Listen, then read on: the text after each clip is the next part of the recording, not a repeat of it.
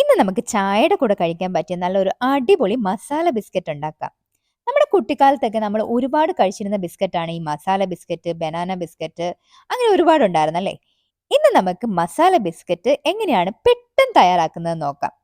അതും എയർ ഫ്രയറിൽ. അപ്പോൾ ഒട്ടും സമയം കളയണ്ട, നമുക്ക് വേഗം വീഡിയോയിലേക്ക് പോവാം.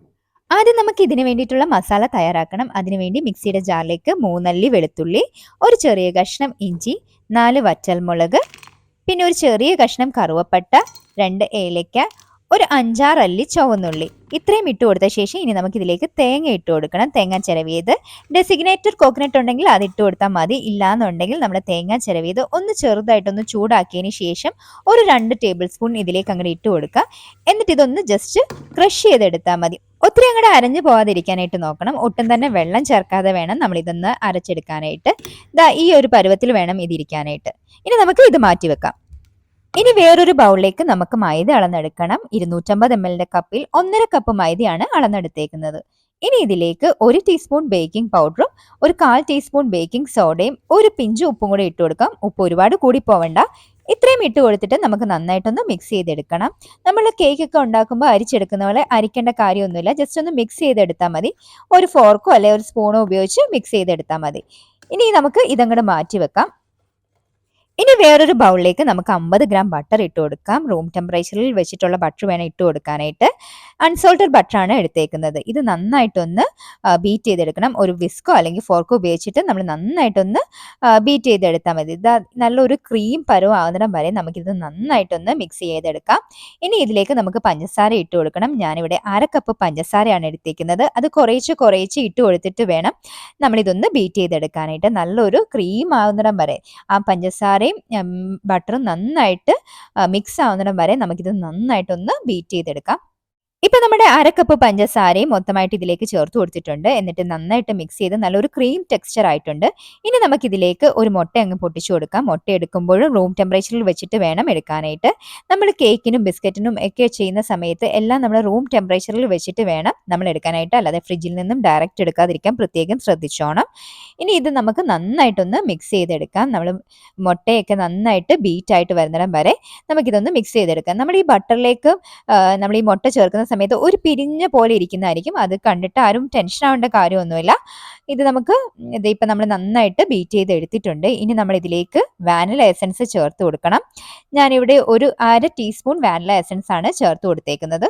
അതും കൂടി ഇട്ട ശേഷം നമ്മൾ ഒന്നുകൂടി ഒന്ന് മിക്സ് ചെയ്യുക. എന്നിട്ട് ഇതിലേക്ക് നേരത്തെ മാറ്റി വെച്ചിട്ടുണ്ടായിരുന്ന മസാലക്കൂട്ടില്ലേ, അതും കൂടെ ചേർത്ത് കൊടുത്തിട്ട് ഒന്നും കൂടെ നന്നായിട്ടൊന്ന് മിക്സ് ചെയ്യണം. ഇനി ഉണ്ടെങ്കിൽ മാത്രം കുറച്ച് കറുത്ത എള്ള് കൂടെ ചേർത്ത് കൊടുക്കുക. ഓപ്ഷനിലാണ്, വേണമെങ്കിൽ മാത്രം ചേർത്താൽ മതി. ഇല്ലാന്നുണ്ടെങ്കിൽ നിങ്ങൾക്ക് സ്കിപ്പ് ചെയ്യാം. ഇനി നമ്മൾ നേരത്തെ മാറ്റി വെച്ചിരിക്കുന്ന ആ മൈദയുടെ കൂട്ടില്ലേ, അത് കുറേശ്ശെ ആയിട്ട് ഇതിലേക്ക് ചേർത്ത് കൊടുത്തിട്ട് കൈ കൊണ്ട് നന്നായിട്ടൊന്ന് മിക്സ് ചെയ്തെടുക്കണം. നമ്മൾ ഒറ്റയടിക്ക് എല്ലാം കൂടെ ചേർത്ത് കൊടുക്കരുത്. കുറേശ്ശെ ഇട്ട് കൊടുത്തിട്ട് വേണം നമ്മളിത് കുഴച്ചെടുക്കാനായിട്ട്. നമ്മൾ ചപ്പാത്തിക്കൊക്കെ കുഴക്കത്തില്ലേ, ആ ഒരു പരുവത്തിൽ വേണം ഇത് കുഴച്ചെടുക്കാനായിട്ട്. നമ്മൾ ഒറ്റയടിക്ക് ഇതുപോലെ മാവ് ഇട്ട് കൊടുത്ത് ചിലപ്പോൾ നമുക്ക് കുറച്ചുകൂടെ വെള്ളം വേണ്ടിയോ അല്ലെങ്കിൽ മാവിന്റെ അളവ് കൂട്ടേണ്ടിയൊക്കെ വരും. അതുകൊണ്ടാണ് ഒറ്റയടിക്ക് ചേർത്ത് കൊടുക്കരുതെന്ന് പറയുന്നത്.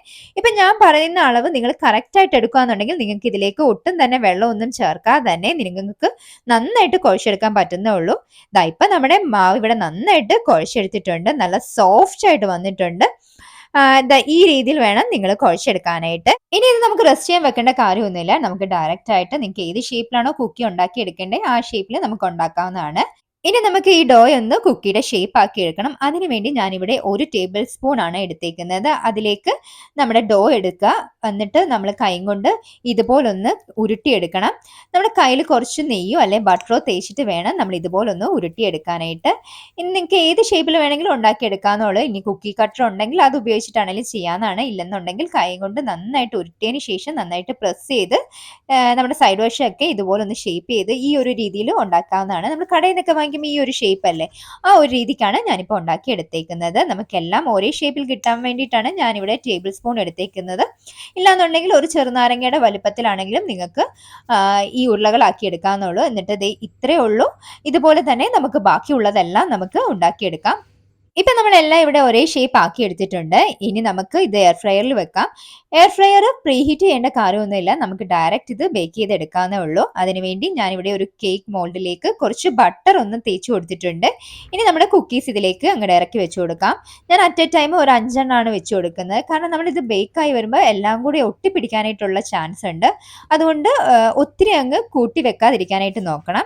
ഇനി നമുക്ക് ഇതിന്റെ മുകളിലായിട്ട് ഒരു എഗ്ഗ് ബീറ്റ് ചെയ്ത് അതൊന്ന് ഇതുപോലൊന്ന് ബ്രഷ് ചെയ്ത് കൊടുക്കാം.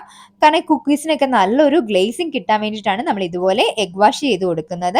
ഇനി അത് വേണ്ടാന്നുണ്ടെങ്കിൽ നമുക്ക് ഇതിലേക്ക് പാല് ഇതുപോലെ തന്നെ ചെയ്ത് കൊടുക്കാവുന്നേ ഉള്ളൂ. ഇനി നമുക്കിത് എയർ ഫ്രയറിലേക്ക് വെക്കാം. ഇനി നമുക്കിവിടെ 140°C 60 മിനിറ്റ് ബേക്ക് ചെയ്തെടുക്കാം. ഓരോ എയർ ഫ്രയറിന്റെ ടൈം വ്യത്യാസമായിരിക്കും, അതനുസരിച്ച് നിങ്ങൾ സെറ്റ് ചെയ്തോണം. 60 മിനിറ്റ് ആയപ്പോൾ തന്നെ നമ്മുടെ കുക്കീസ് ഇവിടെ റെഡിയായി കിട്ടിയിട്ടുണ്ട്. ഇനി ബാക്കിയുള്ളത് ഇതുപോലെ തന്നെ ഉണ്ടാക്കിയെടുക്കാം. കടയിൽ നിന്നൊക്കെ വാങ്ങിക്കുന്ന അതേ പെർഫെക്റ്റ് ആയിട്ട് കിട്ടിയിട്ടുണ്ട്. ഇപ്പൊ അങ്ങനെ എല്ലാം നമ്മൾ ഇതോടെ റെഡിയാക്കി എടുത്തിട്ടുണ്ട്. ഇത് വളരെ സിമ്പിൾ ആണ്. എയർ ഫ്രയർ വേണമെന്ന് ഒരു നിർബന്ധവും ഇല്ല. നിങ്ങൾക്ക് ഗ്യാസ് സ്റ്റോപ്പിൽ വെച്ചിട്ടായാലും ഇതുപോലെ തന്നെ ഉണ്ടാക്കിയെടുക്കാൻ പറ്റുന്നതേ ഉള്ളൂ. പിന്നെ മധുരത്തിന്റെ എരിവിന്റെ ഒക്കെ അളവ് നിങ്ങളുടെ ഇഷ്ടാനുസരണം കൂട്ടുകയോ കുറയ്ക്കുകയോ ഒക്കെ ചെയ്യാവുന്നതാണ്. അപ്പൊ എല്ലാവരും ഒന്ന് ട്രൈ ചെയ്ത് നോക്കണം. നമ്മൾ ബേക്കറിയിൽ നിന്നൊക്കെ വാങ്ങിക്കുന്ന അതേ ടേസ്റ്റ് തന്നെയാണ്. വീഡിയോ ഇഷ്ടമായാൽ ലൈക്ക് ചെയ്യാനും പിന്നെ ഇതുവരെ സബ്സ്ക്രൈബ് ചെയ്യാത്ത ആരെങ്കിലും ഉണ്ടെങ്കിൽ ഒന്ന് സബ്സ്ക്രൈബും കൂടെ ചെയ്തേക്കണേ. അപ്പൊ മറ്റൊരു വീഡിയോ ആയിട്ട് ഞാൻ ഉടനെ വരുന്നതായിരിക്കും. അതുവരേക്കും ബൈ ബൈ.